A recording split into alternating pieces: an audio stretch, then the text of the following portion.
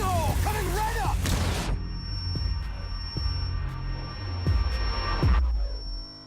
Hello and welcome to the Really Big Fucking Podcast. Yo. I am Bino. I am Poet. And today we are going to run you through some wild-ass changes that just went live in Siege, and we are going to give you our highly intellectual opinion about all of them. And then we're going to go off on some tangents, and then we're going to wrap back around, and then we're going to end it. The fact that you could call our analysis highly intellectual with a straight face, just... You can't see my face, and thank God nobody else can either. Yeah, so let's get into it. I mean, what, patch notes first? Yeah, let's go with the patch notes first. So, first thing right up the front, the Lion rework. It's in. It's here. It is here, and Lion is still a terrible bullshit operator that doesn't belong in the game, but at least he won't have a giant impact on it anymore. Yeah, I mean, he's basically nerfed into the ground, so it's fine. It's fine with me. For the most part. I was looking at, I was watching some, I think it was Gotcha. He was the coach for EG. Mm-hmm. He was saying that he was still having PTSD when he was hearing the Lion scan about to start. Yeah. But beyond the scarring emotional and psychological damage, Lion seems to be pretty useless at this point now. At least for anything other than intel gathering, which is what he was originally meant to do, I guess. But still, he's still global, and he's... even if he's bad, he's still poorly designed, but at least he's not going to break the game anymore, which I guess makes it fine. Yeah, I think you can play Lion in a game now, and instead of people going, why are you bringing Lion, like you're an asshole, to why are you bringing Lion, he's useless. Yeah, more or less. So I get to just quickly go over the bullet points. Reduced the ability warning from 3 seconds down to 1.5 seconds, and then reduce the actual scan from 4 seconds down to 2 seconds. Mm-hmm. Which I think I mentioned this before, but I don't think I quite realized that it was like a 3 second warning and a 4 second scan. I thought it was 3 and 3, and I'm still just like shocked and in disbelief that the scan was actually 4 seconds before. Yeah. Like, when you think about Siege, like, 4 seconds is so long. Yeah, it's 4 80% seconds of a plant timer. Yeah. And, like, even under Pro League rules, it's still over half of a plant timer. Yeah. So, yeah, absurd. Absurd. Agreed. Somebody needs to get fired. They also changed his scan outline. So instead of being outlined, you'll just be pinged, like if you shot a Prisma or like Jackal Tract, similarly. Right, yeah. And from our past testing that we did, if you move at all during the 2 seconds where the scan is happening, you will be pinged 3 times, period. Yeah, it pings you 3 times no matter what. And it also, there was some test server patch notes that said that sometimes it pings you 4 times if there's network latency. So. Yeah, so hopefully that gets sorted out. Yeah, they're on it. But also he has 3 charges now instead of 2 because they only last for 2 seconds each, and then the cooldown is less, obviously, so you can actually use all 3 of them. Yeah. Before you jump off a building and die because you picked Lion. And then I know we've talked about this before already, but the whole Vigil being immune to Lion thing, I feel like it's dumb. Yeah, I think it's kind of dumb, and I think it's slightly just Ubisoft caving to Reddit once more, because that's the only place anybody was ever talking about Vigil being immune to Lion. And there was just so much bitching on Reddit about making Vigil immune to Lion that I feel like they just caved and did it. I'm not necessarily on board with that. I think that Reddit gave them the idea for it, but I think that they just agreed, because there are lots of other things that Reddit's been bitching about for a long time, like console hipfire leaning and Reddit and bitching. No, never. But yeah, I think it's fine. I think that having that specific counterplay between operators, like between Cav and Jackal, or Pulse and everybody, or Pulse and IQ, I guess, and IQ and Vigil, like I think that that's interesting. I think it adds an extra layer of complexity to the game that I enjoy. So Yeah, I'm fine with it. I just think it was kind of pointless, but not a bad thing. I mean, they're already like nerfing Lion into Oblivion, and then to give him this counter as well. So if somebody is actually picking Lion every round, you can like pick Vigil, and now something might happen, I guess. But Yeah, hopefully just nobody ever picks Lion ever again, and yeah, the game is just better off because of it. right, exactly. I think that yeah, definitely Lion was the line, right? Like we've been sort of getting like sci-fi ops, which I'm honestly not opposed to. There are a lot of people that are like, "Oh, realism, and I'm just like, it's a video game and it needs to be fun." Yeah, it doesn't matter to me as long as it's balanced. Right, exactly. And As long as it's intuitive and balanced. Like, it needs to at least make but sense in the sci-fi world that they set up. but yeah, Lion to me was definitely a step over the line in terms of in both of those regards, in terms of realism and balance. Yeah. To where his gadget is not particularly realistic in any way. I can't even think of any basis in reality that it would have. Yeah, like, can you imagine a new player just, like, kind of starting up the game for the first time and, like, jumping into a casual match, and then all of a sudden they're getting lion scanned? Like, No, they're dead. like, Like what do you think when that happens to you for the first time ever? Like, if you hadn't seen the probably the same time. release trailer. Probably the same thing that I think every time I playing it scanned by line, which is why am I playing this fucking game? Sounds about right. Yeah, and then so the Capitao change is in now. It's all good. Still very strong. Yeah, I tried using him. We played on border in a scrim yesterday, and I tried using him, but we just weren't really coordinated enough to the point where like we were ready to get that plant down, and then had someone at half wall to for me to try to cheese on. Yeah, it definitely takes coordination still, but Yeah, it's less lethal, right? You're not going to kill somebody in like 2.5 seconds like you would have before. yeah. I think also on top of that, it's like you can see it coming so early, because if it doesn't hit you right away, then you can see it and you kind of get an idea of where it's going to be growing to, and then you can kind of just like slowly work your way around from there. I mean, you don't get a ton of time. You only have 2 seconds, But that's long enough. I mean, Yeah. to be honest, in Siege, like if you're paying attention, anybody playing Siege or playing any first-person shooter, 1 second or 2 seconds is plenty of warning. Like, yeah, it's enough time that you don't have to sprint away from it, which I think is probably plenty. So this is actually, I think I've kind of come to the decision that this is a totally fine change with the 2 seconds to reach max size. Because at least you're pushing people out of an area, but it's no worse than like if somebody chucks a nade at you but doesn't like cook it all that well. So you get a little bit of time to kind of get away from it. I think the only quibble I have with it is it takes a lot less skill than like perfectly cooking your grenade. Yeah. You definitely, there's going to be certain places where it's still just incredibly good. I think it's still going to be good on half wall. I think it's still going to be good for flushing out like top of white stairs on Oregon. It's still going to be good at pretty much anywhere, or like the example from earlier, the scrim we did today on Clubhouse for flushing out anyone who's in the basement and dark spot or the mini bar in church. So there's still going to be a lot of really good use cases, but you're going to have plenty of time to kind of get away from it without having to sprint. Like you might take like 24, 36 damage. Yeah. If they hit a really well lined up Those one. ticks are pretty fast. I mean, you could drop half your health pretty quickly.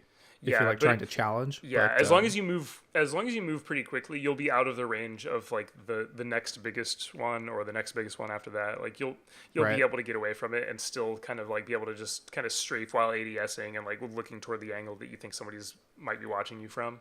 So you're not going to be as completely screwed as you were before, which I think is the main takeaway, which I think more or less balances it. I think it'll be a little strong in certain places, but still. Yeah. Well, if anything, it'll buff Capital's pick rate, which I'm fine with. I like playing Capital. I think that, and we've talked about this before, but I think that his crossbow is a little clunky to use. So maybe if more people play as him and complain about it on Reddit, then they'll do something about it. But yeah, and I think also, especially for ranked, it'll be kind of nice if Capital gets a bigger pick rate because nobody ever brings smokes in ranked. True. So. Well, ranked is a fuck fest. I mean, it's just about like everybody running around trying to kill like for content. Yeah, and like nobody ever goes for plants, which is what smoke is good for. So, well, hopefully next season with the pick and bans coming, they also adopt the Pro League rule set, which I think that there's no definitive information on at the moment. We can talk about that. Not yet. Like next episode or something, but I really want to see 7-second plant timer, 45-second, countdown. The round switching, like, play 3 aside or 2 aside or whatever, how many per side. I think that needs to come into the game as well because it's just a much more enjoyable experience. I mean, switching from attack to defense and then getting a coin flip on your overtime round. Yeah, it's just, it's so disorienting. And like we're all used to it because we've all been doing it, but playing 6 defenses and 6 attacks in a row on a scrim is just so much more intuitive. Yeah, it feels way better, and like anybody who thinks that it's not better, like you just need to play it a few times, and you'll probably come over to the side that agrees with us. It's just you can actually like keep your thoughts together from round to round. Yeah, it's so much less disorienting. I already said that, Bino. God, use your own words. I don't have the best words. Sorry. So that's pretty much it with Capital. I mean, we knew about the changes already. They've been in the test server forever. Yeah, and I've only been able to play it a little bit, but I think they've done a fine job, especially with the drop off. I wasn't actually convinced that this was going to fix Capital from the version 1 like TTS changes. Yeah. But I'm fairly convinced now that he'll probably be fine with a few really strong cases, which I'm actually fine with because like attack has such a low win rate at the moment. I think it's something like 55-45 right now, or it might even be worse than that. I forget. But attack could use a little bit of a buff, and I think this is good. Yeah, for sure. Capital certainly could use a buff to his pick rate. I mean, his utility does not deserve to put him in the lower half of picked operators. Yeah, for sure. I think it's mostly just his gun that people like quibble with. Yeah, people don't like his gun. It doesn't have a great fire rate is the main thing. And then I mean, it hits really hard. Yeah.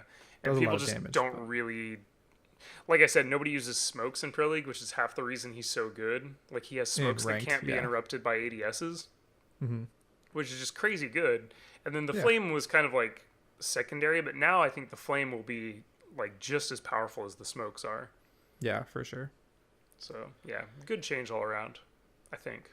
Moving on to Nomad. So they added an idle sound cue to activated air jabs and replaced her Claymore with stun grenades, which the Claymore with stun grenades thing, I don't even know how Claymore got out of beta with Nomad's design because for real. And they even say this in the note. She said, thanks to her air jabs, Nomad already had 3 gadgets designed to counter flanking, which is why we replaced her Claymore with stun grenades. Like, duh. That's a no-brainer. But so the sound cue, which we just recently tested, is barely, like, very, very faint, quiet, like little purr. Yeah. It's I likened it to a sleeping robot, which I'm a sci-fi nerd, so that's just like that's the sound it makes to me is just like I don't know. It reminds me of just like those little spider bots in the Matrix that just like make little like weird noises. It does. It's not a beep, right? It's not a honk or like a blare, or it's not even like a boop, like a little like a stopwatch. I will accept only a loud honk, as if from a yeah, Canada from like the Goose. Mask or something. Yeah. Honk, I'm thinking of honk. like one of those air horns, like "Auga." Like that's what I. Oh, dude, it needs to be a hip hop air horn. Yeah. It needs to do that when you get hit by it. That would be the best. That would be the best. I would pick Nomad every time. Or it's like an air raid siren or something every time you get hit by one. But yeah, so like it, based on just like very, very minor testing, like you can hear it within about 6 to 7 meter range. If it's dead silent, there's no gunfire or explosions or people running around you. I would say if there's like ambient noise, like on certain maps, or if there's like people shooting, good fucking luck. Like you're not hearing that thing for shit. Yeah, like you already can't hear shit in this game. Like for instance, earlier in this game, I was playing Bandit right at the wall on Clubhouse in the in server room, and CCTV, yeah. And you guys, it was when you guys did both sides at the same time with Thermite and Hibana. I didn't hear either one of those going down at all. That's pretty stupid. And I was like butt to nut with the wall. Yeah. So yeah, I didn't hear shit. And then like the Hibana charges started going off. I was like, oh shit, I better start putting my shit down. And like I start placing it, and then all of a sudden to my right, the Thermite charge is going off. I'm like, you've got to be kidding me. Yeah, I mean, if you had heard it, then you could have chosen at least one of them to get. But yeah, that was that's funny. I didn't know that you couldn't hear it. I was like, oh, you must have just fucked off. Yeah, I mean, I might as well have. I didn't hear anything going on. But yeah, that's just to tell you, like, this Nomad noise isn't going to mean anything unless you're just completely off by your own. Yeah, if you're like on like a really deep flank and it's dead silent and you're like crouch walking through and like checking the doorways for the sound, you'll hear it. And there's still nothing that you can do about it unless you're prepared to waste a impact grenade or a C4, on destroying it. Yeah, and like the trick is even if you do have an impact, like say for instance, impacts have like pretty good explosive range, at least for getting gadgets such as a Nomad air jab out of the way. But like claymores and imagine if somebody just puts it kind of high up, like over to the like up and to the right of a doorway. Yeah, good luck. But still with like plenty of range to get you if you walk through it. And if you just impact the floor at the doorway, you're not going to get it. No. And you will have wasted an impact for nothing and given your position away. Yeah. Yeah, it's definitely still very strong. And the sound cue did not affect that at all. I mean, I've heard lots of suggestions on how to sort of mitigate how strong they are, like give them a decay so that they automatically disappear after a certain like 30 seconds or something. Yeah. Or I don't know, that's the only one I can think of. I mean, obviously the animation that you are stuck in when you get air jabbed is probably they wouldn't be so strong if you weren't stuck. Like it completely flips your point of view around and you can't move, you can't shoot, you can't look around for however long you're affected. Like I understand the not moving part and like maybe flipping your point of view around because that makes sense. You're not going to like snap your neck in half. But the fact that you can't fight back or change your point of view after you've triggered the air jab is just a huge issue for me. Yeah, lose anything that makes you lose complete control of your character. I just think doesn't belong unless it's something as obvious as a frost trap. Like diamonds still jump into frost traps plenty of times. As noted, I mean we'll see that pretty soon when we talk about the win rate or the pick rate and win deltas for the defenders. Like PC, platinum, and diamonds, Frost has the highest win rate or win delta out of anybody. So like that's where I draw the line. It being so obvious, or it being as obvious as a frost trap. Yeah, and even frost traps, like if you look down, you can shoot it on your way into a window. Mm-hmm. Air jabs, there's no like air jabs. There's no, you'd have no warning time. It's not even like a half second or a full second of warning. You're done. Mm-hmm. And you get sent through a wall. Yeah, or out like way out into the open and like completely flips your point of view around, so you're disoriented. Yeah, and I think Nomad isn't apparently incredibly strong right now, although she does have the third highest wind delta currently. She doesn't appear to be as strong, and I think it's simply based purely on people haven't had quite enough time with her to really learn how to abuse her. And that's true. And that's mostly just about like coordination. Like if you want to get the most out of Nomad, everybody needs to know where all of the air jabs are, and somebody needs to be ready to act on any of them going off at any given moment. Right. Which, unless you've really kind of worked it out with your team, it's just not going to happen. Especially like in ranked, even like especially if it's like solo queue or even like duo 3 queue or whatever in ranked, you're not going to have that much coordination.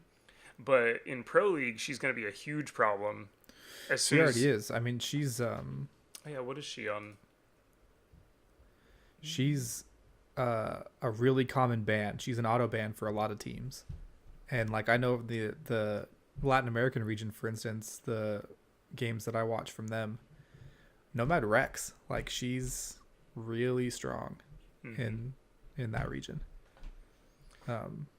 Yeah, so like the pros already know that she's a big issue, and like the ranked stars will learn eventually, maybe, unless they're just like pure solo queue player. But well, like, it trickles down, right? I mean, obviously up in Diamond you have Pro League players and Challenger League players and, you know, high level content creators, but even like the people that watch Pro League start using those things in game, and then it just sort of trickles down to the lower plats where they sort of get it in their head that, oh shit, this is actually really strong. And then, you know, maybe the lower plats are friends with some golds. It's just a trickle down effect. It's just how it goes. Yeah.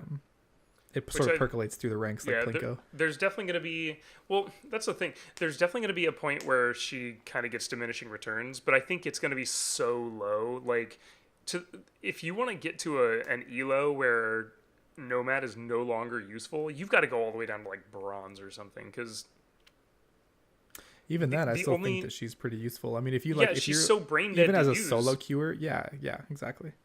Like you're still going to get at least one free kill if you just put an air jab down in a really common flank route and then just sit there and wait. Like you're definitely going to get a kill too. Like if you like if you take one of the bomb sites and you just like put it on the cross, so that if they try to push you, they're just blasted into oblivion. Like, easy peasy.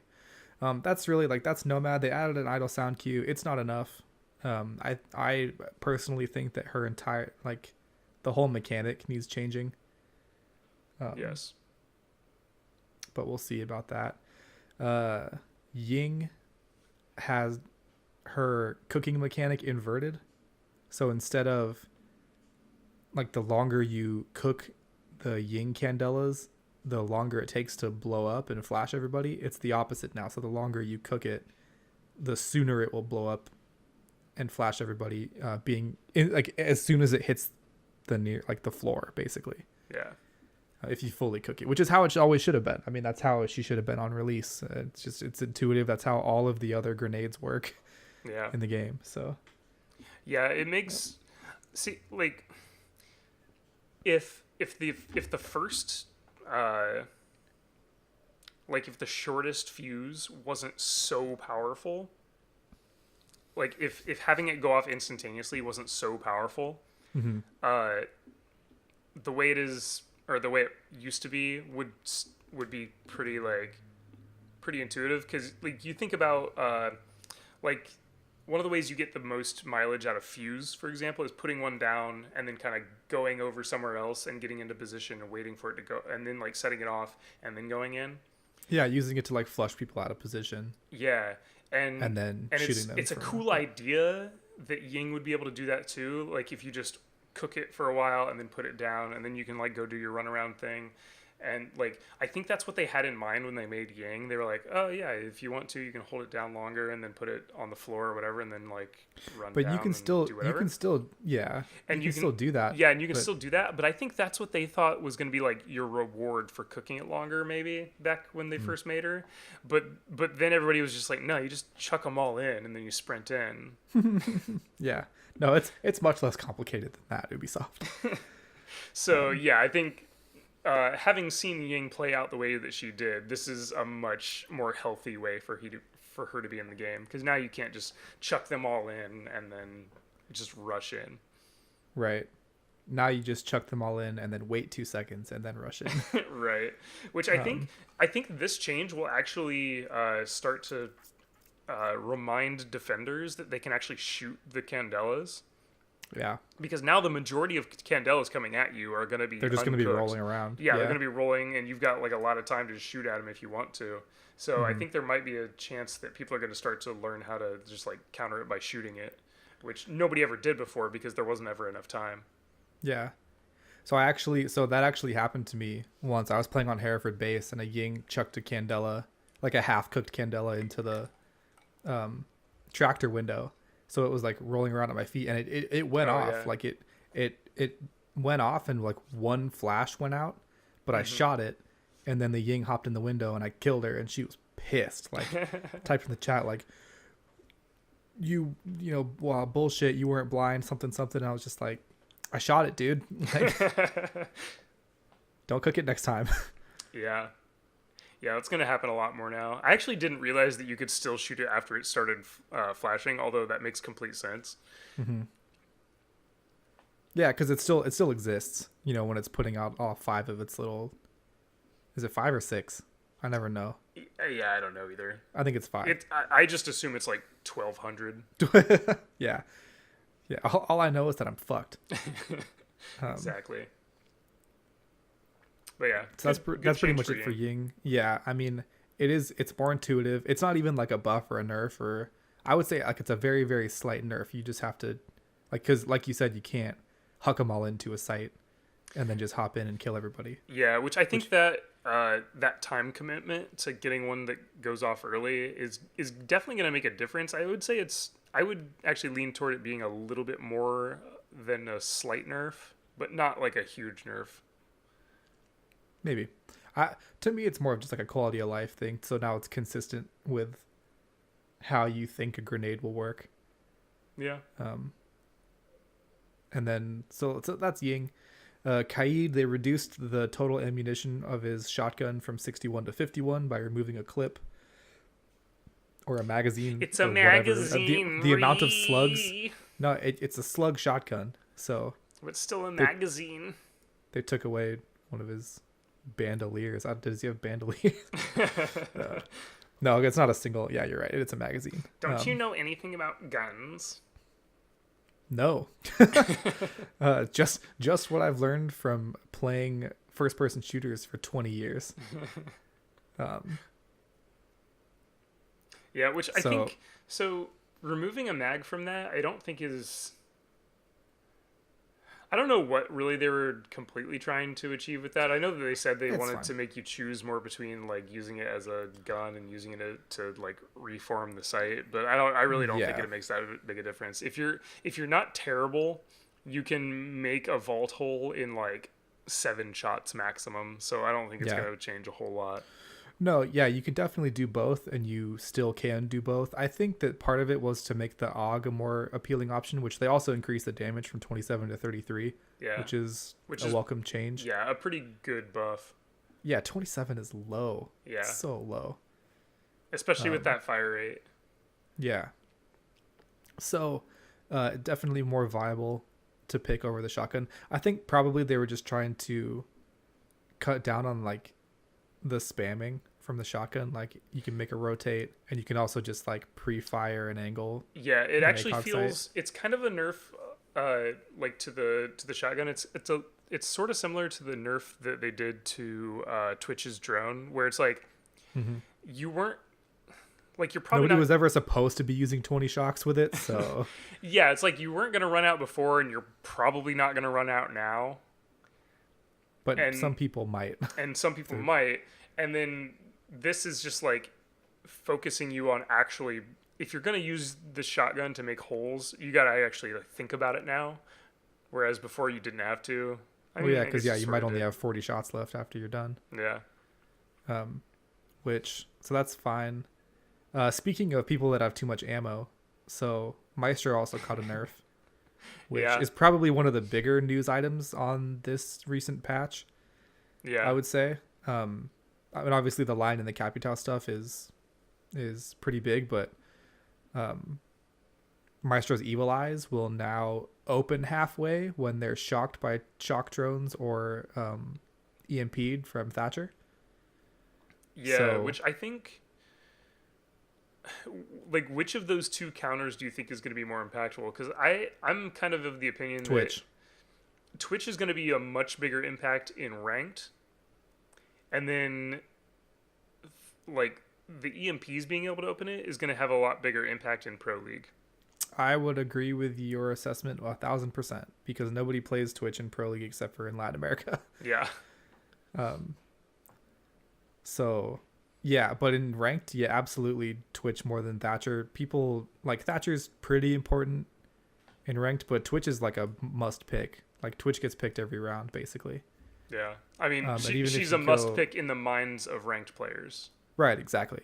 And even on like she has the highest pick rate now that Ash caught her ACOG nerf. So according to the Platinum and Diamond, year 4 season 1 attacker graph, Twitch has the highest pick rate of around 55%. Yeah, which is so I think that you can so now that it opens up halfway when you shoot it with a shock drone, your second shot will destroy it completely. So if they're not paying attention, which happened to me once during the scrim, like I was off somewhere like reinforcing something and a Twitch drone came in and shocked my Maestro cam open and destroyed it. And I was mad, like nobody saw this, like nobody knew. They didn't hear it. Yeah. But now, so yeah, like one shock drone can get rid of both of your Maestro cameras if the team's not paying attention. So, which is pretty strong. But my point that I was trying to make with the ammo comment is that Maestro's problem was not the strength of his cameras. Mm-hmm. Maybe in Pro League they're really strong. They're very, very powerful, see-through smokes and all that. Like the zapping thing, nobody cares. That doesn't make a difference. Yeah, I think I have seen maybe 2 times ever where somebody actually used the laser. Yeah. In Pro League. It just doesn't happen. It's not the point of the gadget. Right. But yeah, the ability to move them around and see through smoke is pretty strong. But they already have a ton of counters. You bring anybody with explosives, and it's countered, like done. You clear the Jaeger ADSs, make sure they're not there, and then you can grenade it. You can hit it with a sledgehammer. You can hit it with breaching rounds and all that shit. So to me, the main strength of Maestro was the fact that he has an 81 round LMG that's like really high fire rate and reasonably accurate. It's not like it's terrible to control. Yeah, and see, I don't think I also don't the whole round without reloading. Yeah, pretty much. And so like if you look at the pick rates for attackers recently, if you, like the top 1, 2, 3, 4, 5, 6, 7, and then Buck, which is like number 9, like sure. Of those top 9, it used to be that just Ash, Sophia, Sledge, and Buck were the Maestro counters, but now you've got also like 2 extras. So like now you've got 6 of the top 9 operators in the game that directly counter Maestro. So top 9 most picked operators in the game. Yeah. Which I think is kind of huge. And then also like Finka, the top win rate operator, also counters them. Mm-hmm. So you're not really changing. And Maverick. Well, but Maverick's, I mean, he's just like kind of dead in the middle. But yeah. So like you're only adding 2 counters. And I would say that Twitch and Thatcher even now that they can counter Maestro, they're not as good of counters as the like Zofia, Ash, Zofia or and anybody Ash are with by far grenades. the best counters. Yeah, so like unless nobody's paying attention, Twitch isn't all that great of a counter to Maestro. Well, I think that now running like a Maestro mute together would be a little bit better, but even still, that doesn't really do anything about Thatcher. True. But like you were saying earlier, people Maestro cams have to be a lot less aggressive now. Like Right. I think specifically on like Villa, for instance, where your Maestro cams don't go in the site, they go in the rooms or hallways next to the site.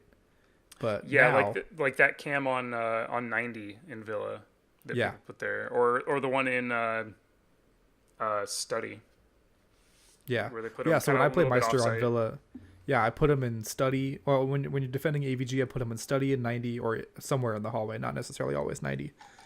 And then when we're defending trophy statue, I put them in master, bedroom, and astronomy. Sometimes astronomy, Yeah. sometimes closer to tax, depending on whatever. But like now, all of those positions are compromised. Yeah, and they're Even more they're than they not only already were. compromised, but they're compromised in the prep phase. Yeah, exactly. So Because of Twitch, who is the number one most picked operator in ranked in diamond and platinum. yeah. So that is a biggie. I don't think it's the exact right direction. I think that they should cut the amount of ammo that in his LMG by like 30. I don't know. Drop it down to like 51. I think would be appropriate. Yeah, I Make think him have that'd to probably be reload at fine. least once during a round. Yeah, I want to say that like the bigger issue is just the fire rate, which I know It's huge. they don't really like changing fire rates on Right. weapons because that's kind of just breaks reality. But Yeah, the guns fire at the rate that they fire is like, other Yeah. than select fire weapons, right. So there's really no changing that. yeah, and I think if they are going to change anything, it's probably going to be the damage, which may or may not actually help that much. No, not with that high of a fire rate. Yeah, with that like high fire rate plus an ACOG, like the damage isn't going to change a ton. I mean, it did change a little bit for It's Doc the and Rook. best. It's the best defender weapon in the game, like hands down, and probably in the top. I mean, it's certainly in the top 3 of Yeah. best weapons in the entire game, Agreed. attacker or defender, and it might even be the top spot. If you can argue that it's better than the F2, which I don't know if you can. Close, but probably not. But they're similar. They're both high Yeah. rate of fire Yeah. weapons that are relatively easy to control, and even if they don't do a lot of damage, it's like the fire rate makes that almost Yeah, irrelevant. their time to kills are both extremely good. Yeah. So And then that's the direction having- I would go. Even as a Maestro main, like somebody who plays Maestro almost the second most out of all defenders, like that's the change that I would advocate for, Yeah. instead of making his cameras more susceptible to counters. Yeah, the Alda is just stupid good. And like It is. so in the scrim we did earlier today, I clutched a 1v3 and Don't rub it in. Said don't rub it in. But like immediately after I did it, I was like, I only won that because I was Maestro. Like if I was Yeah. literally any other defender, I would have lost that. True. It's just like you can't beat that. Like you just have too many bullets. You've got too much health, and as long as you don't get like And insta host peeked- advantage. Oh yeah, that's host too. But but like as long as you have like at least a second between people peeking you, you're probably just gonna win them all Yeah. because this gun is just too good, It's really, and really you just good. and you don't die. So I don't know, something needs to change about him. I'm not sure exactly what it needs to be, but he probably needs his damage nerfed a little bit. If I could change something myself, I would nerf his fire rate, but I don't know. I think Yeah, it's probably not gonna I don't happen. think it's even necessarily a problem that he has an ACOG. I just think it's a problem that his gun is just too good at killing people. Well, the ACOG definitely helps, Right. It's never a bad thing to have an ACOG as an option. Yeah, it doesn't hurt. I think it's. But it's not the primary issue. Yeah, I think it's totally fine to have a good anchor with an ACOG, but it's just that gun's just too good at killing people. Yeah. So yeah, they changed him, and it may or may not actually affect his win rate all that much, especially in ranked where people barely even get on cameras. Like, it's probably not going to change a ton. I think it'll probably affect his pick rate a little bit more in Pro League. I think so. Especially because people can actually like coordinate to destroy them in Pro League. Like, for instance, a lot of people put a Maestro camera on, so on coastline if you're defending, So if you're defending billiard and hookah, people will put one right by the pool table, right by the window. So on the floor. Yeah. So like an example of something you could do, it wouldn't necessarily be the best way, and I'm sure there's other better examples, but something you could do is send Thatcher to the roof and just EMP right above it, and then have somebody repelled on the window and just shoot it when it gets EMP'd. Like, there's a lot of places where that kind of a play will be possible. Like, somebody will just get in position, and then Thatcher will EMP somewhere totally safe, and then somebody who's watching the camera will just shoot it. For sure. And that'll happen in Pro League, and that'll happen in ranked with more coordinated teams. So it'll definitely affect his rate in higher ranks more so than lower ranks, I think. Yeah, I think so. I mean, in lower ranks, he's just played for his gun anyway. If he's played at all, it's mostly like, you set up his cameras. They're basically like just glorified bulletproof cameras at that point, and then you just go try to kill people. So, moving on to Blitz now. And it's funny too, because to preface the what they did to him, they said to reduce the frustration generated by this operator, the ballistic shield flash cooldown has been increased from 2 seconds to 7 seconds, which is a massive change. I mean, that's a 3.5 times, increase. This is my favorite change in the whole patch notes, probably. Yeah. Because, like, eat dicks, Blitz. Eat dicks. 7 seconds. It's interesting to see because he's not that much of a problem, I don't think.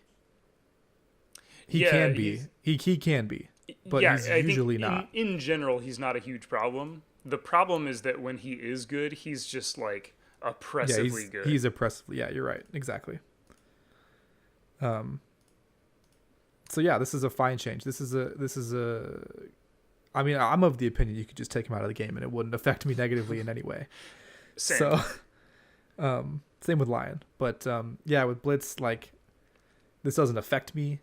I've never played as Blitz. I don't think a single time in multiplayer.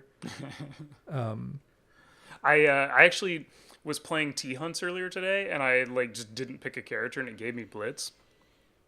And I was just running around doing the T-Hunt, and I got toward the end, and I just put the shield on my back and ran around and killed everybody minus maybe 3 or 4 people. And I decided I was gonna whip the shield out and just see what it was like. And it actually did, the 7-second cooldown immediately affected what I did in game. I was mashing it, and it was oh wait, the cooldown's not over. Oh sweet, this is what all those fucking Blitz mains are gonna experience when they're playing against me. I can't fucking wait. Yeah, it's gonna be just fine. Just fine. Go watch any Pro League match where Dark Zero. Yeah, where Mint is playing Blitz, and watch any of the disgusting plays he's ever done. Oh yeah, he's a savage. And this change will completely destroy all of those plays. Yeah. Yep. I agree. And I couldn't be happier. Yeah, it's totally fine. He's still going to be insanely good in 1v1s as long as he can get to medium range or fairly close range, still outside of melee range, but close enough to flash. He's still he's going to win 100% of those fights still. Pretty much. But now he can't do it again 2 seconds later when somebody comes to refrag. So yeah. Best Definitely. Change in the whole patch notes.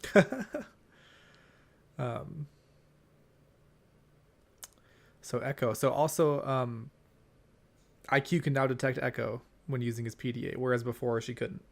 Yeah. Which, whatever. I mean, yeah, fine. yeah, Minor fine. change. It's going to affect Pro League a lot more than it does ranked because, for one thing, Echo is not a very highly picked operator in ranked. Well, okay, so according to the graph, right, he's dead center, exactly in the middle of pick rate and win delta. He's on, 0% win delta and at 22% pick rate, which is the dead average. Yeah. But who picks IQ? Nobody. Like, yeah. So it's Although whatever. I guess she is picked slightly above average, but that's not saying a whole lot. There's already a ton of other operators that are above average. It's just that there's so many attacking operators that literally nobody plays. So. Yeah, and we're going to talk about that a little bit later. But she, out of the quote unquote acceptable operators to play, she's one of the least picked. Besides Maverick. Yeah. And that's it for the operator changes for the patch notes. They, according to the website, they're also looking at, they're still monitoring Ashe and Doc and Rook.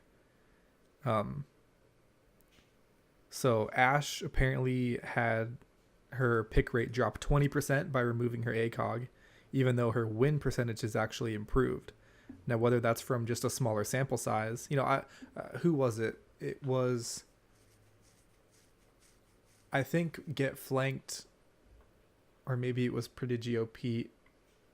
I don't remember, but they were talking about how that, maybe it was Rogue 9, but they were talking about how it makes sense that Ashe's pick rate dropped and her win rate improved because the people that were only playing her sort of casually dropped off with the ACOG drop, but the people that were Ashe mains kept playing her, so her stats improved overall. Yeah, that makes sense. Yeah, and I also think that, you should be playing R4C holographic or reflex or whatever. That's the whole point of the operator. Sure, the ACOG is good, but if you're in ACOG range as Ashe, you're doing something wrong. Yeah, you're not playing her to her full potential if you're using the ACOG and playing her. You're not only hampering your ability to take those close range fights that she's so good at, but if you're playing her in a style that does suit an ACOG, you're not really playing her to her full strength. Right. So it does make sense that her win rate actually goes up, I guess. And then, so they're still monitoring Doc and Rook as well, talking about the slight reduction in pick rates as well as win ratios, blah, blah, blah. They're still pretty strong. Rook is still, in the top 2 or 3 of attack or of defender win rates. Yeah. And Doc is still in the top 2 or 3 or top 3 of pick rates. But it's no longer I am kind of surprised that Doc's win delta went below below 1-to-1. Below even, yeah. That's kind of interesting. I wouldn't suspect that just because ranked is such a frag fiesta. You'd think that Doc would still be at least above average in win delta, but also win delta can kind of it's not a perfect example of what's going on in the game, but it is pretty good. So I don't know. It's hard to tell. It's not a perfect example of what's going on, and it's also not a good sample size for the average player because, as we know from previous, graphs and Ubisoft sort of infographics, that the vast majority of players are high silver, low gold. Right. That's right. The average. You pick a random player out of 1,000, chances are they're going to be anywhere from silver 2 to gold 3. That's half the player base is in those, between those 4 ranks. Right. So when we talk about the pick rates and the win deltas and all that stuff, that's the top 5% of players. Yeah, and you also well, actually, I don't know, or I can't at least think enough about math in my head to say this for sure.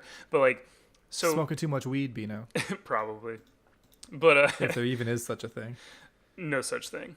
But like if you say for instance, Doc is like 90% of the time picked with some other operator. Like you and I know for a fact that a lot of the times when we're playing ranked, and we play in this platinum and diamond range, when somebody picks Doc, someone often always also picks Rook because those two operators are just Because Doc was taken. yeah, like someone picks Rook because Doc was already taken. So that's like the main reason Rook's pick rate is so low. I swear to God, if you take Doc out of the game, Rook's pick rate will skyrocket. Like Yeah, he'd probably for sure. be up there in like that 40% range almost.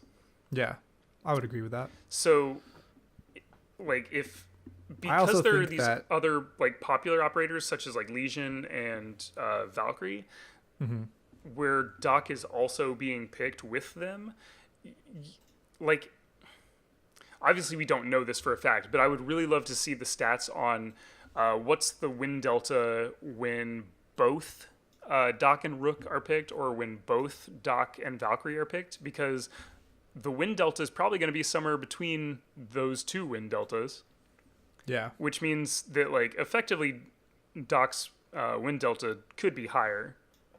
And like all these operators that are like way out to the right on the pick rate, like really high pick rate, their real win delta is probably a little bit higher actually, just because they're often picked with these other operators. Although maybe I'm just like doing really bad math theory in my head right now, but It's certainly possible. But I think I see what you're saying. I think I see what you're saying in that that these operators are oftentimes picked in tandem. So like they all just sort of move up and down together. Like if you were to pick them on their own, their stats would be slightly less inflated, I think. I don't know if that's exactly what you were trying to say. yeah, kind of, because like think about this. Look at Kaid, Mute, and Bandit. Mute has like maybe a 0.1, 0.2 win delta, and he's the only one who's positive. So there's no way that it's a negative thing to have no anti-hard breach on your team. Like that's just not a thing. Like you definitely, in a lot of circumstances, most circumstances I would say, want to have one of those three, Mute, Bandit, or Kaid. Yeah. And there's no way that this is representative of like a perfect team comp. Like you just don't go pick the 5 operators with the highest win delta and then you'll win every round. No, for sure. Although it's not it's a pretty bad that's actually a pretty terrible team comp, because it would be Frost, Rook, Kavera, and then 2 good operators finally. Valkyrie Legion, yeah. Yeah. That's a pretty bad team comp, if I'm being honest. So, It's not. It could be worse, but yeah, for sure. I mean, if you see a team with no Jaeger on it, which for instance, which Jaeger's at by far the highest on the defender pick rate at 70%, which is 20% higher than the next highest picked operator at Legion with 50%. But if you see a team comp with no Jaeger on it, that's red flags in your brain going, why do we not have a Jaeger? Who didn't pick Jaeger? Like, we're gonna die. But on the other hand, if you think about it too, not a lot of people make really effective use of throwables in the game. in ranked, Now, granted, for sure, yeah. in ranked. So granted, in like diamond and high plat, that probably is different. Where people do make fairly effective. It's still not nearly as effective as in Pro League. But if you get droned out and you haven't moved, which if you get droned out, you should probably move. But, there's a decent chance that a grenade's probably going to come your way and kill you, especially if you're playing against, pretty good coordinated players. So, but Jaeger doesn't necessarily affect the rate at which you win rounds as much as according to the graph anyway, a Frost, a Rook, or a Cav. Well, Cav's sort of an all or nothing, right? She either does fuck all, or she completely wins you the round. Yeah, and actually, if you think it's like one or the other. Maybe again I'm doing bad math in my head, and I'm not a mathematician, but you can even actually kind of tell just based on looking at the pictures of both attackers and defenders. Yeah. The whole chart kind of starts wide on the left where the pick rates are low, and then kind of hones in toward the middle as the pick rates go higher. Because like imagine if there was an operator that had a 100% pick rate, it would have the average win delta. Like it would just have to be at 0 because he's always picked, or it would just be whatever the like typical defender win rate is. I'm trying to think.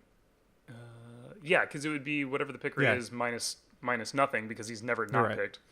So the higher pick rate you go, the harder it is to be like really high win rate. Like it's really hard to be a 70% pick rate and be at one of the extremes on the win deltas. Yeah. So again, that's just like kind of one of the limitations of these charts. Like it can't really show you some of these more nuanced takes, and it can't tell you like what a team that has both Valkyrie and Bandit, for example, like what that win delta would be. Yeah, for sure. Yeah, it's definitely not as complex as or like you said, nuanced as I think some people would like. Well, another big thing that I want to talk about is just the spread. I mean, all of the attackers, just comparing the attackers and defenders. And it's similar to even last season's patch notes for the same thing. The attackers are pretty well focused around the average lines, like the 22% pick rate and 0% win delta. Mm-hmm.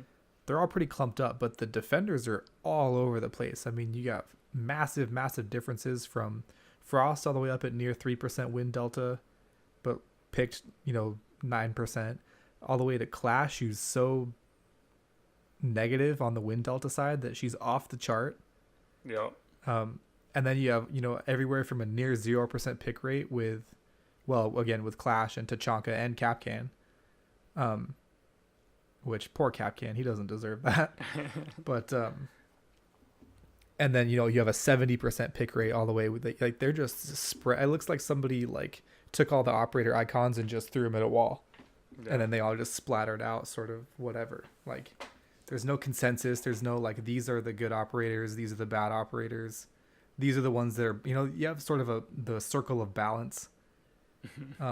Yeah, and it's actually sort of telling that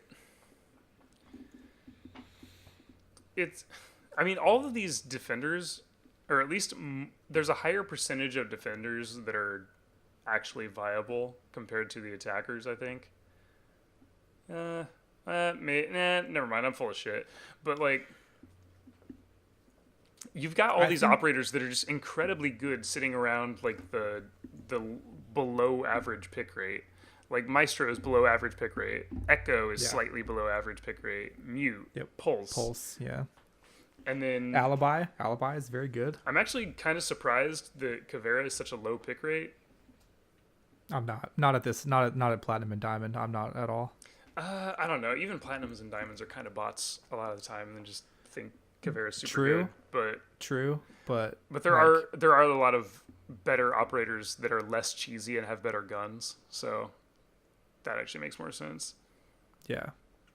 And I guess you could actually chalk up some of these other ones just to like gun preference as well. Like look at these top, like the top 6 are just like, well, Valkyrie is different. Valkyrie is 100% her gadget, but everybody else is just like pretty good gadget, really good gun, or has an ACOG.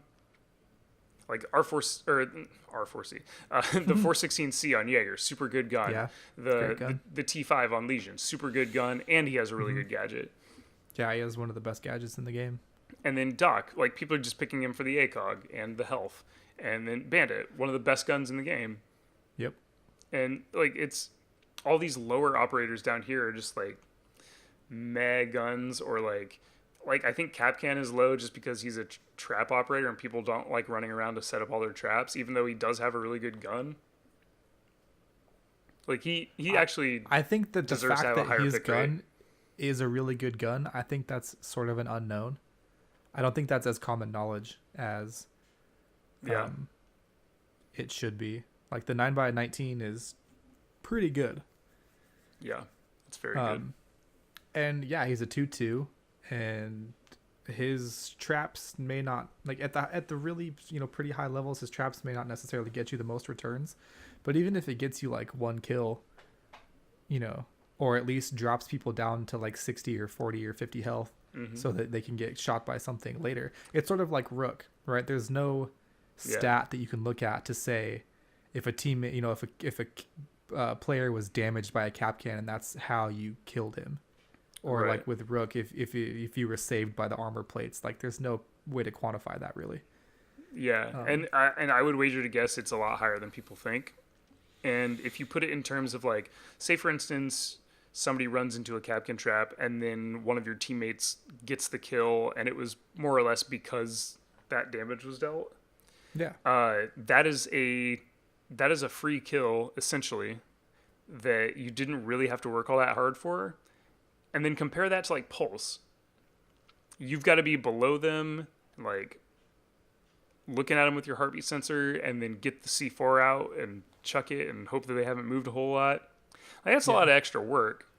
And the only reason I think Pulse's win delta is even positive is because this is Platinum and Diamond, where people are going to be more prone to like communicating well.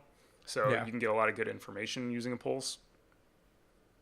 Yeah, if this was a chart for like silvers and golds, I think that Pulse would be like down in the bottom. Yeah.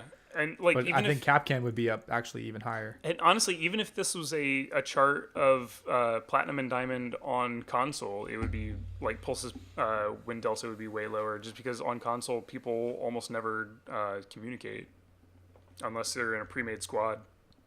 Yeah, that's fair. Yeah, if these were charts for console, they'd be vastly different. Yeah, it'd be all over the place. Although, I mean, I just flipped over to the. I guess we'll explain this in a little bit, but somebody made a Pro League exclusive chart of kind of the same thing, and Pulse is actually really low win delta. But that's a good point. I think that kind of tells me that people are just good at droning out pulses in Pro League.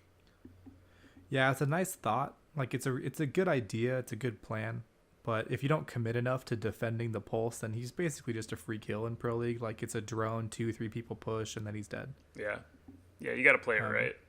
And even if he takes a person with him, like he did nothing besides kill one person. Yeah, and he has a really mediocre gun. So. Yeah, his gun sucks. The UMP-45 sucks. But I guess so. The main point that I really wanted to get into about the charts is the attackers. We've been talking about the defenders, how they're sort of all over the place, which to me shows not necessarily a lack of a defined meta, but it could be a good thing where there's not just like 10 operators that you have to pick from. You can pick pretty much any defender besides Tachanka or Clash or Castle, and you're gonna find a use for them. You're not going to get criticized from your team or the enemy team. You can pick any defender that you want, and nobody's gonna go, "Fuck you! Why did you pick that operator?" But the attackers is a completely different story. So nobody on the opposite team is going to say that. Well, nobody on the opposite team and nobody on your team. I don't know. I mean, if you pick Tachanka or like, I said besides Tachanka. Oh, I missed that. Besides Tachanka right. or Clash. Yeah, besides Tachanka or Clash, you can pick pretty much any, except like I would say Caveira. Yeah, there's a few that I personally would give people shit for picking, but yeah, that's a different story entirely. Yeah, but my point is that it's not commonly accepted. Yeah. that there are certain defenders that you just don't pick. Yeah. Whereas the attackers, it's completely flipped. And if you look at the graph, there's a very clear divide, more clear than there ever has been, between the operators you are allowed to pick and the operators you are not allowed to pick. Mm-hmm. And to me, it has nothing to do with viability or balance. Actually, it has somewhat to do with balance, because the operators that you're not allowed to pick are grossly unbalanced, but in a more, like, they're more powerful. I was going to say it in a positive way or in a negative way, but it's confusing either way I say it. Yeah.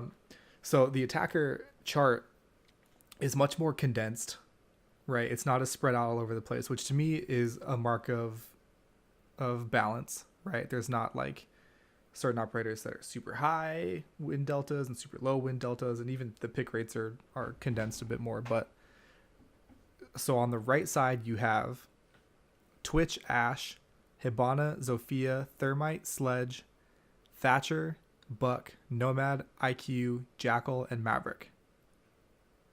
Those are the operators that anyone can pick. You make a team out of any five of those operators, and that team comp is perfectly fine. Mm-hmm. Like, no one's gonna complain. And no one's gonna. And it's say actually anything. even a slightly telling that Maverick is the one kind of in the middle of that, where he is the one that some people will be like, "Fucking god damn it, Maverick, asshole." But like, it's not half as bad. And Jackal too. Yeah, but it's not half as bad as when you keep going down the list. So no, because then you look at the left half, right at that like 17% mark, and you got Blackbeard, Dokkaebi, Montaigne, Capitao, Blitz, Glaz, Finka, Lion, Ying, and then Fuse and Gridlock. And my argument would be that Fuse and Gridlock deserve to be there because they suck. Capitao deserves to be there. He's not cheese. What I consider the left half of this graph to be complete cheese. Mm-hmm. I don't consider Capitao to be cheese. I consider Capitao to be underwhelming, which we talked about a little bit earlier, and hopefully this changes. It will buff his pick rate a bit. Yeah. But every single one of those other operators, Blackbeard, Dokkaebi, Glaz, Lion, Finka, Ying, both of the shields, Blitz, to a lesser extent Montaigne. But even still, like, you bring any one of those operators, and people on the other team are gonna bitch at you. People on your own team are gonna bitch at you. If you win the round or get even a kill, like, nobody takes it seriously. If you Ying into a room and you kill that person goes, "Fuck you, you picked Ying because you can't shoot, you had to flash me 17 times." Like, and you're just completely, it's delegit. Did you win? Sure. Can you take that to the bank? Sure. Like, but imagine a team comp that's like Finka, Blitz. It's called the full cancer meta for a reason. Yeah. Because exactly. If the other team's being dicks, or they even like bring Lion, or like one time let's bring Lion, Blackbeard, Blitz, Finka, Dokkaebi, and let's just fuck them. And that's called the cancer meta. Yeah, because it's cancer. Yeah, a lot of these operators, it's just like, you don't want to go through the mental stress of having the entire enemy team and some of your own team bitching at you that you picked these operators. Yeah, which is exactly. Just a testament to how much, like, yeah, and Ubisoft, it's not because they're bad; it's because they're too good. Yeah, and sometimes, and it's like, it's not fun, and it's not even necessarily always that they're too good; it's that they're too frustrating. Yeah, and I think we've mentioned this before, it's like, sometimes when you lose to these operators, you just are like, whatever, it's illegitimate. Yeah. Like, they only killed me because they were doing this dumb shit with these stupid operators that shouldn't be in the game. You don't even care. Like, if I got pushed by like a Blitz who was Finka boosted and there was like a Glaz smoke behind him, like, and I died to that, I wouldn't care. I wouldn't go back, like, think through that round, think of what I could have done better, what I did wrong. Like, I could have played against people who weren't dickbags. Yeah, exactly. That's the only, like, I could have Alt F4'd. That's what I could have done. I could have, reached around and, like, punched myself in the balls. Like, that would have been a way better time. I could have made some friends and played a board game. It's just so frustrating, and that to me, like this graph is the most clear delineation of that divide than I've ever seen. Like even if you look back to last season, like you can still see it; it's still there, but it's definitely less pronounced. It's a little bit more mixed up. But Yeah. this one, like, there's definitely like there are operators you are allowed to play, and there are operators you are not allowed to play. Yeah, and I would be really interested to see how that changes as you go lower in the ranks. Like, I want to see this chart in gold, silver, and on down. Yeah, yeah, that would be Because really interesting. because I I'm kind sure. of I assume that it stays somewhat similar, but I bet these operators kind of like start creeping up to the right a little bit as you go lower. Yeah, I'm sure. Especially like the really crutch operators like Blitz, Montaigne, probably Finca probably goes up in pick rate as well. To be honest, I really have no qualms with Montaigne. If I saw Montaigne up in like the realm of normal operators instead of down in the island of misfit toys, Yeah. I think I wouldn't even balk at that. Like I think that'd be fine. Yeah. But I definitely, of all of these operators that are full cancer, he's probably the one I would care about the least, other than maybe Finca. Finca's cancer in tandem with Blitz. Yeah. If you don't play Finca Blitz and just play Finca, it's really not that big of a deal. Yeah, or at least you don't know it's that big of a Finca Blitz deal. have right, yeah, you have no idea. Yeah, which is part of the reason I would be okay with it, because I wouldn't I don't realize even it was like happening. Finca. I don't like her ability. I mean, it's Yeah. got so many uses. Like you have to like keep a note card of everything that it does, so you fucking remember. Yeah. Yeah, I don't know. I would just like to see, like, I like Ying as a concept. I like Montaigne as a concept, sort of. I don't really like shields at all, but Montaigne is the least offensive of the shield operators, Yeah. in my opinion. Or at least of the attacking shield operators. Yeah. Or does Clash bother you more? Clash, is irrelevant to me. Yeah. She bothers me in the fact that she even exists, but she doesn't bother me from like a frustration standpoint because I don't. Yeah. It's Agreed. Clash. Like who cares? Yeah. Like, And that's like kind of a hard argument to have with other people, because people think that like Clash is good in 1v1s or something, and like that she actually is strong in certain situations. And it's like, no, she's really just never strong ever. she has the opportunity to be strong, but the way you have to, first of all, you have to stay alive. Like she's strongest at the end of the round. Yeah, she's she's strongest. She's strongest at the end of the round when you still have at least like one or two teammates up. Like, yeah, exactly. She's I think strongest when you outnumber the other team and it's the end of the round. But if you outnumber the other team and it's the end of the round, you could be any operators. Yeah, exactly. Like anybody is stronger in that position. Yeah, I think using her to maybe like try to forcefully get those first picks is maybe the best situation for her. I don't even know. Like she's just weird and doesn't really fit the meta all that well, I don't think. Right. Yeah, I agree. I mean, obviously the meta is whatever the operators make it. Mm-hmm. So and I'm actually totally fine with her being like complete dog shit, like bottom left on all of the charts. yeah. Like it doesn't affect Well, me at all. somebody's got to be there, right? You can't have perfect balance otherwise. Yeah. Which It's actually just, she has a much it's like higher impossible. win delta in Pro League. Which Yeah, well, that's the thing is that they're very highly coordinated in Pro League. Yeah. So Which it's actually not I should just go ahead and explain what we're talking about when we're talking about Pro League win deltas and pick rates. So Reaper, who is I'm trying to remember what he was. I think he was a coach for a European Pro League team. I don't remember which one. Sorry, Reaper. I know you're listening. So I think it said former analyst on the thing. seems like it could be true. Like whatever he was either a coach or an analyst for a European Pro League team, and he took a lot of time to make this really detailed video showing the differences between ranked and Pro League as far as pick rate and win delta goes.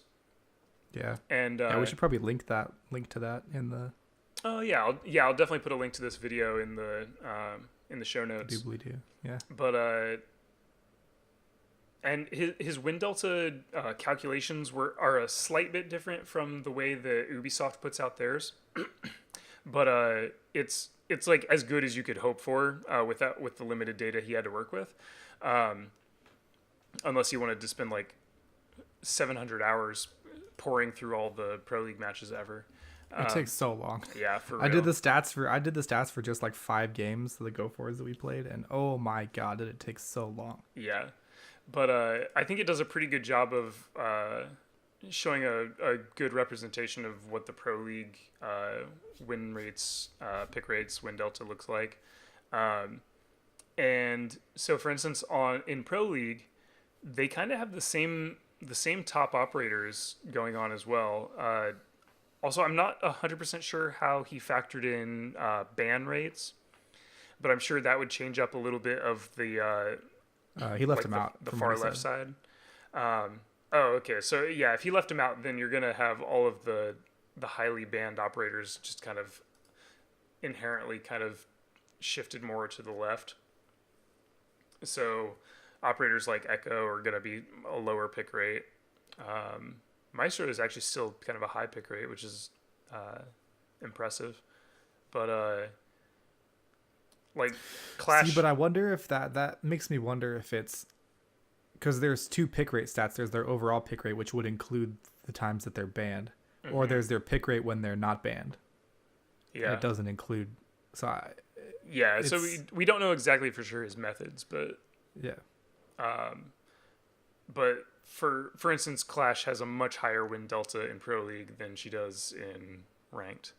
Yeah, and I think that's because people only use her on certain sites when they have a very particular use for it. Right, they have a clear vision of what they're going to do with her. Mm-hmm.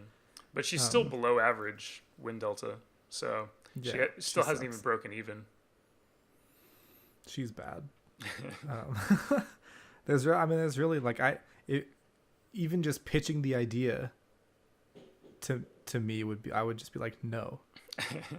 Like, she's going to be bad. Like, just don't do that. Yeah. But, it's still troubling to me to see operators such as Alibi and Rook taking the number 1 and number 2 spot in Pro League win deltas, which I think part of that is just that there's such a low pick rate that... Yeah. They have a pretty low sample size. Yeah, low sample size. Because, like, Vigil is super low, too. And, like, Vigil's definitely no worse than Alibi or Rook. So, but it's a way lower pick rate. I would disagree. I think that Vigil is worse than Alibi, but I have a soft spot for Alibi. I like Alibi. I think that when placed correctly, her prismas can be pretty useful. Yeah, and I think that part of the reason that Alibi has such a high win rate is because she was adopted early on by G2 and they play her a lot. Yeah. Like more than the other teams. So yeah, that's actually... she's kind of riding the G2 coattails up to a high win rate because they're just the best team in the world. So yeah. That seems like a valid explanation. And then, I guess you could sort of make the argument with Vigil as well, because Vigil, like Kanto Raketti, plays Vigil a lot. Mm-hmm.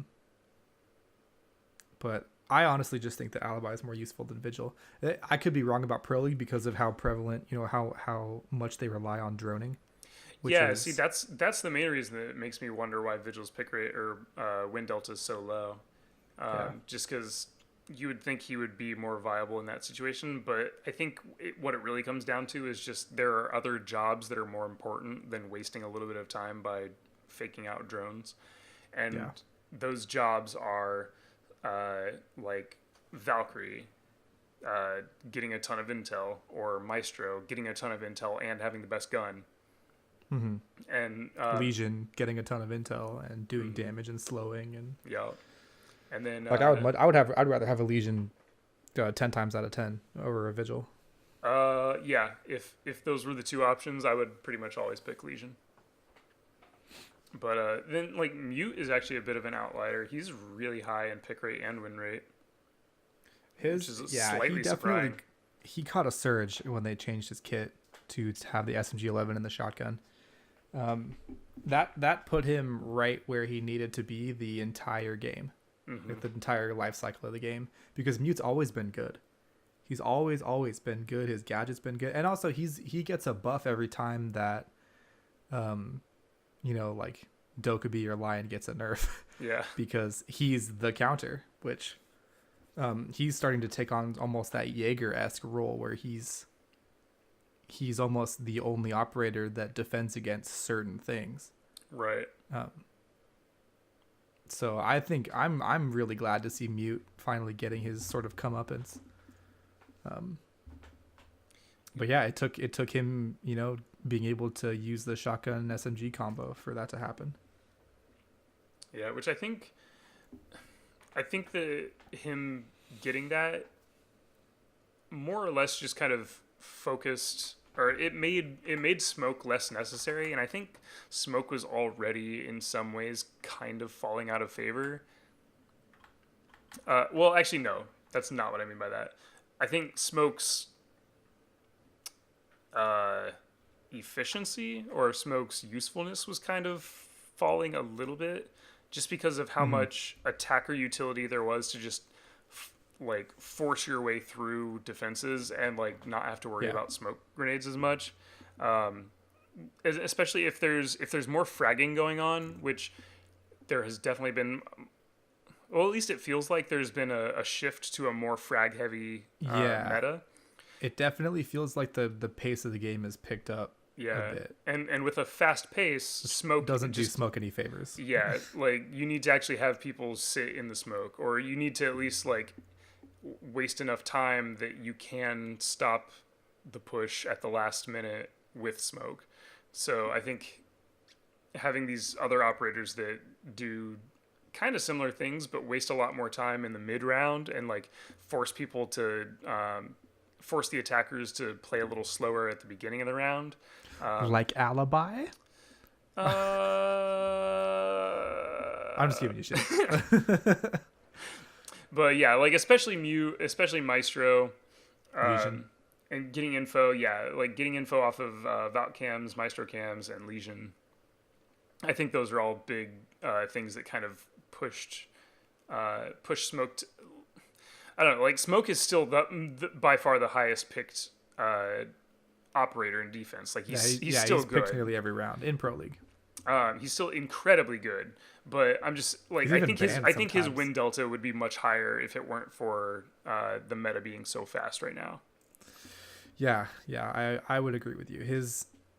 His utility certainly suffers the faster pace the game becomes, because that's the opposite of his whole shtick, his whole deal.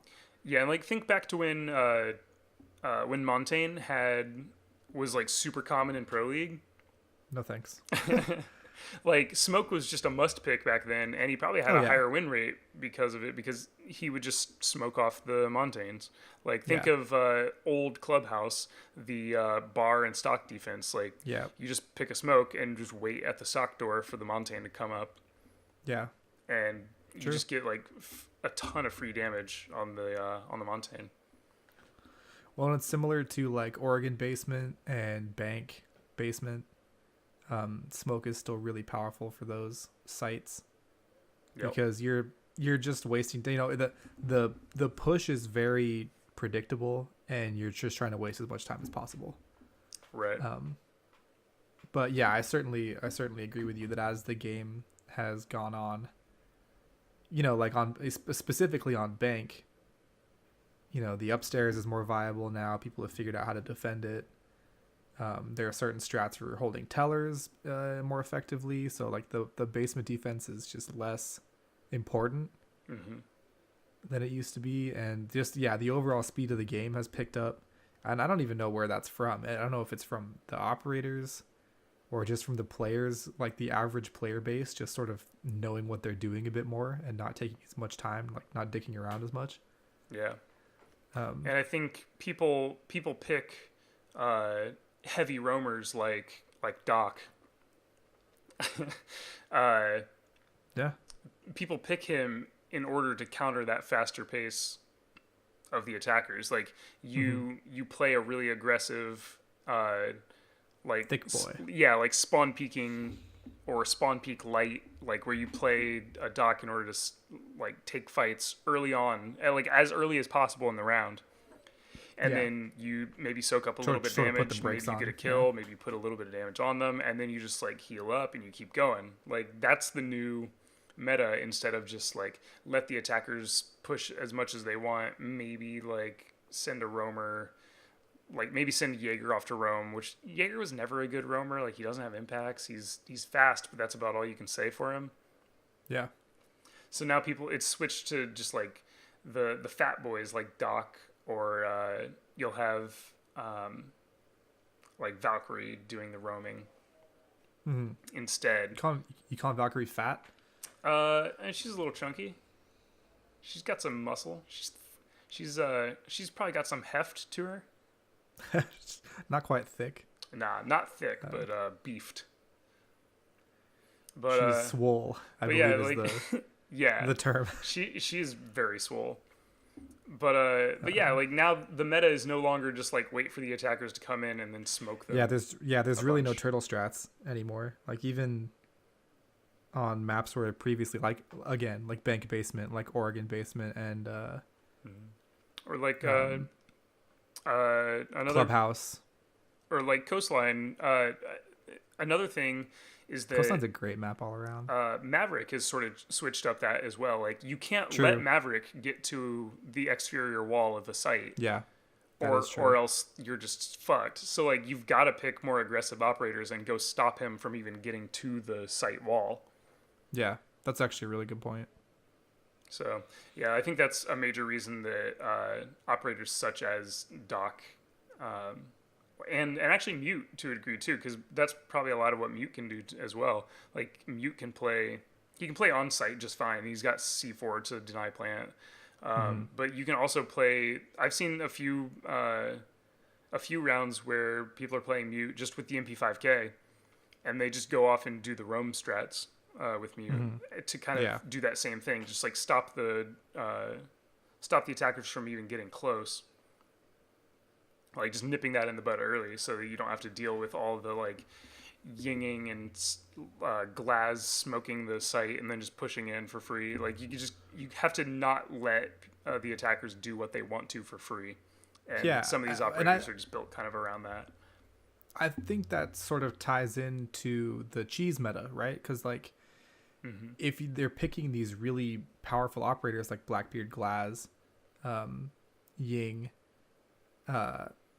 and you let them get set up and execute, then you're fucked. So you have to be so aggressive that you don't even let them get set up, or you have to tear down their attack before they even get it going. Yeah. Otherwise you're going to lose, like virtually guaranteed. Yeah, and you can kind of see how this affects at least the defending Pro League picks, because it's a lot of operators that either slow down the push, or Maestro is the example of one that like doesn't necessarily slow down the push, but it gives you an out when they do make it to site. Yeah, he's the best adapted to deal with the execute. Yeah, so like he can stop the execute just because people can be on his cameras watching it happen through the smoke. And then you can just ping freely while, like somebody can just ping for Maestro freely on his camera while he just sprays them down. With 81 bullets. Yeah. But then you flip back over to the ranked defender pick rates and also to the attackers, but you just don't see that same kind of stuff. You don't see operators that slow down the push. You just see operators with good guns or extremely good utility, such as Valkyrie. Yeah, definitely. Well, the execute is much less of a thing in ranked than it is in Pro League for sure. Like look how low Smoke's win delta is in ranked. Yeah, it sucks, and that has a little bit to do with the SMG-11 nerf as well. That's probably true. But no, I agree. He's not, very winning. He doesn't win a lot. Yeah, like there's nothing in this ranked chart that tells me that anybody's playing the objective at all. Yeah, pretty much. Like, it's all just good guns or really good utility. Yeah. And then you switch over to the Pro League, and you're like, oh, the like highest top right operator on attack in Pro League is Thatcher. Like, he's the only one in the high pick rate, high win delta quadrant of the map. It's like, oh yeah, because he's super good, and he has a high pick rate because he's super good, and because people like playing the objective. Because you need to play Thatcher's the objective to win. Insanely useful at the moment, and then he, just becomes a fragger after he uses utility. So he's like the new Fragmite. Yeah. Fracture. No, it doesn't. Fracture. Yeah. There's no portmanteauing that one, but yeah, interesting stuff. I mean,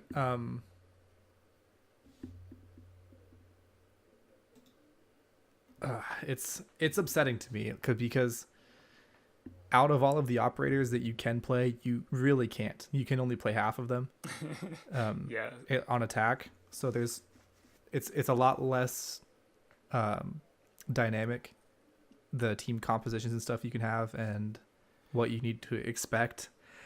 And it's not to say that, like I said, you can't have perfect balance, but I think it can be better. I mean, obviously we have the Lion rework. That's not going to make a difference. That's just going to put his pick rate even farther. Like, it's too late for Lion, right? He's not going to have some kind of resurgence where he's suddenly good and like fine. It's not like Zofia, where Zofia was too good, but there wasn't this big stigma built around picking her. They just kind of brought her back into line, and now she's still pretty good, and you can still play her, and it's fine. But she's not like oppressive. Yeah. But, the Glaz rework is coming in. So that hopefully, I hope that brings Glaz sort of back into the fold of acceptable operators. Yeah, I think I'm not sure if it will achieve that goal at 100%, but it'll be better. Yeah, for sure. For sure, because he's not as bad. What do you even do about Blackbeard? Like the whole thing with Blackbeard, Blitz, and Montaigne is that they have things in front of them that block bullets, right? That's the whole problem. Yeah. And that's the whole design of the operator. So what do you even do about that? Yeah, I don't think I'm 100% sure that Ubisoft will never change that aspect of their kit. So I'm just not even concerned about that ever again. I think this is just where they're going to end up. I don't think they're ever going to change them. So yeah, that's probably fair. Yeah, I think we're just resigned to this, and I think if you pick Blackbeard ever again for the rest of the known or for the rest life of the time of the game, for the rest of the life cycle of this game, you're just going to get shit for picking Blackbeard. So yeah, and I think that's okay. That's okay. There are always going to be those operators. You can never get rid of them. Yeah. And every game has them. Operators that are just unplayable, or not unplayable, but just sort of those operators, quote unquote, that are either too good to pick, too bad to pick, just too stupid to pick, irrelevant. I would like to see. So they're talking about reworking Tachanka, right? Right. How do you buff a god? Let me pose you a question. How would you rework Tachanka? By deleting him from the game. But for the non-cop-out answer, yeah.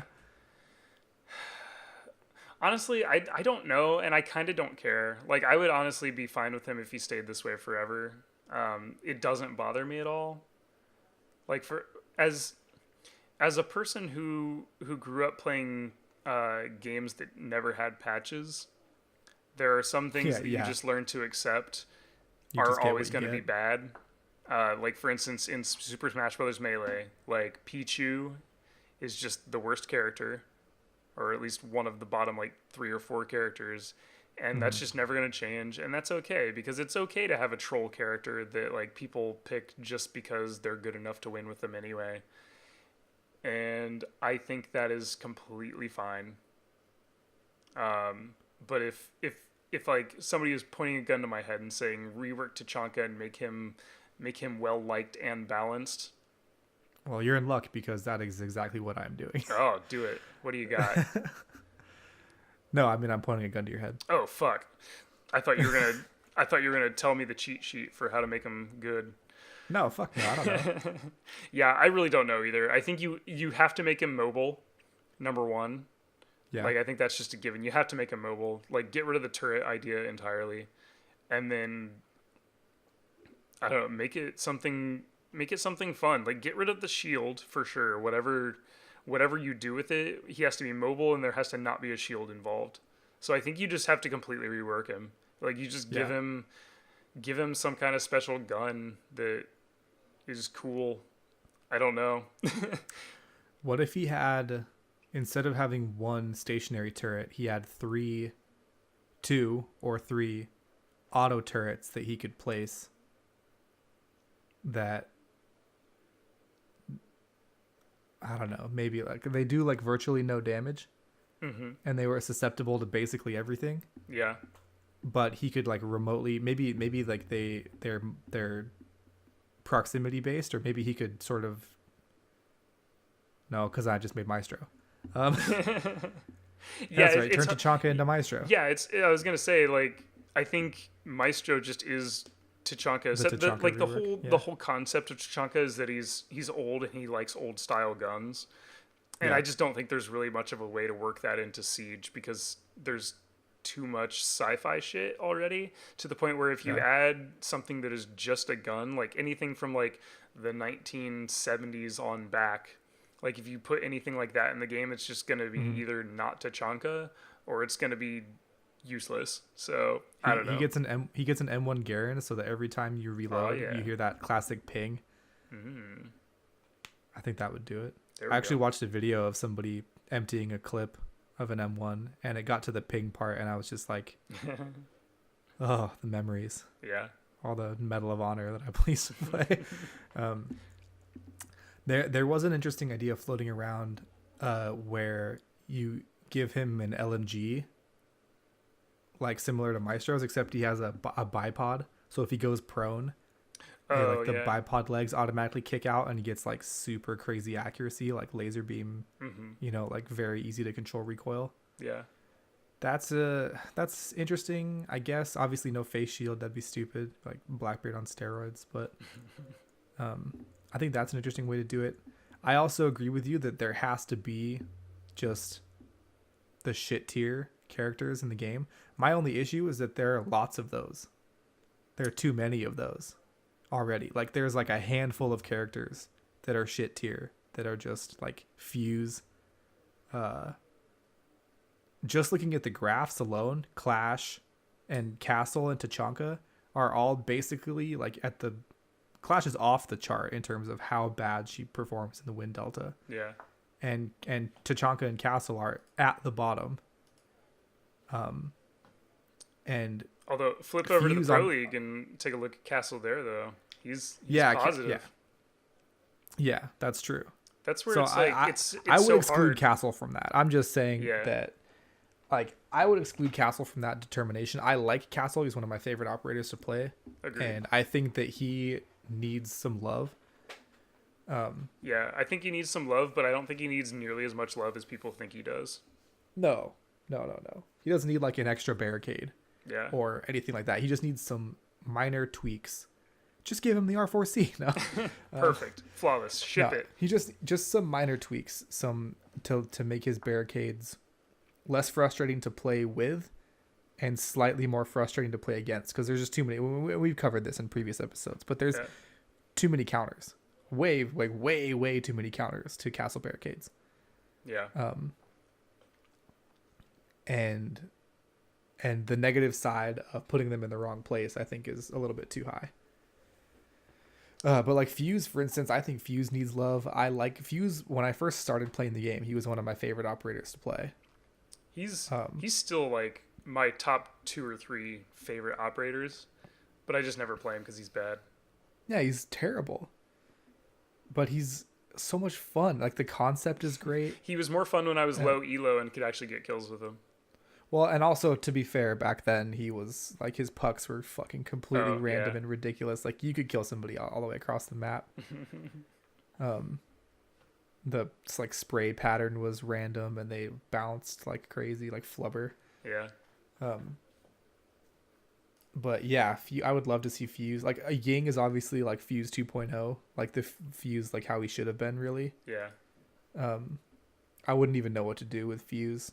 I think Capcan could use a little bit of love. I don't know. Like I think that you could make some pretty broad changes to the game that a lot of people would hate initially. Yeah. But that would be overall better for the health of the game in the long run. Yeah, I'm totally on board with making like large sweeping changes and just like completely reworking a few operators that just aren't good or aren't working. Yeah. Like, I think that's totally But it fine. depends But on... like the thing is, it just won't happen because there's just only so much time in the day that Ubisoft can spend reworking operators. But, yeah, that and like the wheels of the Pro League and like monetization of the game are right. already turning like pretty quickly. Mm-hmm.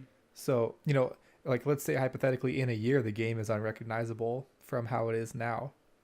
Yeah. Then does that delegitimize the people that have already won, or you know, Yeah. can you even consider... It would definitely make certain people, it would make a lot of players feel as if they're not playing the same game and make them not want to play it as much maybe. Like if you rework, and a lot of people who play this game play it very casually, and a lot of people who play it have mains, which is kind of a silly concept in this game. Yeah, I would agree. Like, you shouldn't be a Zofia main in this game, although that's probably okay 90% of the time. But like, that was a bad example. yeah, or like Capcan mains. Like, you shouldn't be a Capcan main, period. Like, yeah, well, yeah, that's sad though. but the I thing see what is, you're like, some saying. people are Capcan mains, Yeah, and if you completely rework Capcan to the point where he's not even recognizable, then those players are going to feel cheated out of their main, and that's going to be true for like a lot of different operators, especially the higher pick rate operators.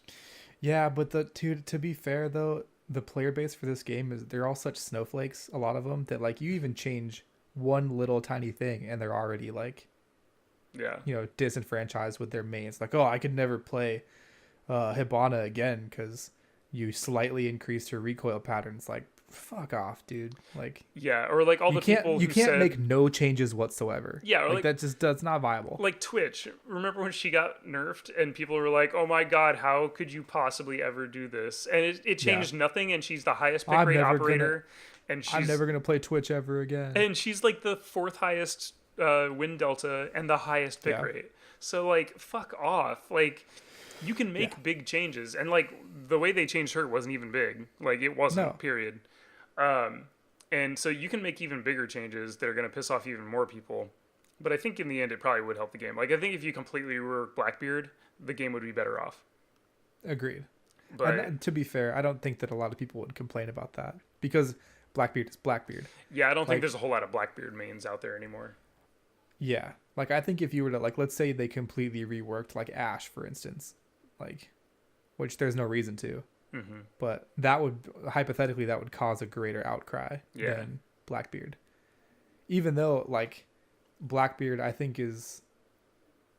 Well, okay, so he's not, but this is really funny because there was I saw a meme of like South American or Central American news channel that was talking about terrorist violence, and they used a picture of Blackbeard in their infographic. I think I saw that. That's really fucking funny. Yeah, it is. Like, come on, guys. it's a video game, but yeah, I don't know. There are definitely a lot of operators that could use some love. Yeah. Oh, I just remembered. So I don't remember where it is, and we'll talk about it more maybe on the next episode even, because there's like really nothing there. But I saw, and I haven't heard anybody else talking about this, but there was a leak of the of next season operators.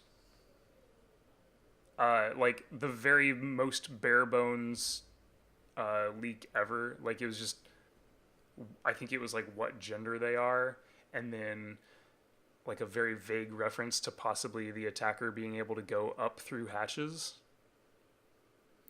I thought it wasn't it like the Defender has like a motion sensing something like proximity, like proximity alarms or there something. was proximity alarms on that picture like from the Invitational when they did Right. that thing. Yeah. The new 6. Yeah. And I don't like it wasn't made clear whether that was going to be an operator's unique gadget or if that was going to be like a new secondary gadget. But the new operators for season 2 of this year, there was like some very preliminary leak of some guy who may or may not even be trustworthy saying that the attacker is going to be able to go up through hatches. How would that, like with a ladder? Maybe. Or maybe a ladder. Maybe like can he rappel up? He's got I'll- a grappling hook. He's the new operator is Batman. Okay, it's confirmed. actually, You heard it here first. rappelling would be probably the coolest way of doing it. That'd be actually kind of funny. That would be really funny. But I think ladder But is very probably impractical. slightly more Yeah. more likely. Yeah. And also, it'll be interesting to see if that operator also gets a shotgun so that they can pop the hatch and climb up it themselves. I would think Or so. or maybe their gadget does both of those jobs. Like maybe it's like a super ladder that has an explosive on the end that blows up the hatch. I don't know. But yeah, maybe. Well, let's say he's got like a rope ladder that he can toss up to the bottom of the hatch, and it will detonate and release. It's like a bundle, right? And it blows the hatch and releases the ladder down, and then you can climb it. yeah.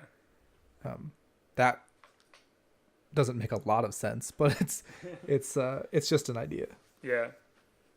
I get the feeling that it'll probably be like I would prefer him to have like kind of a pocket shotgun like Jackal and then have a ladder or something like that. That would probably be my preferred way. We're getting into the realm of a lot of pocket shotguns though. True. Like and yeah, who knows for sure what they're actually going to do, or even if this leak is even legitimate. It's early days yet, for sure. So yeah, we'll probably talk more about that as more leaks come out if they do. But yeah, I think we've more or less hit all the topics for this. Yeah, thanks for tuning in. I mean, we kind of rambled a bit, but hey, if you're not rambling, it's not a podcast. So right on. Yeah, so come hit us up on the social medias. Like, rate, and subscribe. That it definitely helps us out on the podcast platforms. If you're on Apple, hit us with a juicy rate. Give us some stars. But other than that, thank you for listening. I am Bino. You can find me at BNanoSplat on the social medias.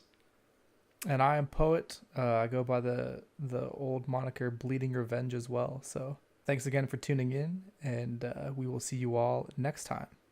Ta-ta.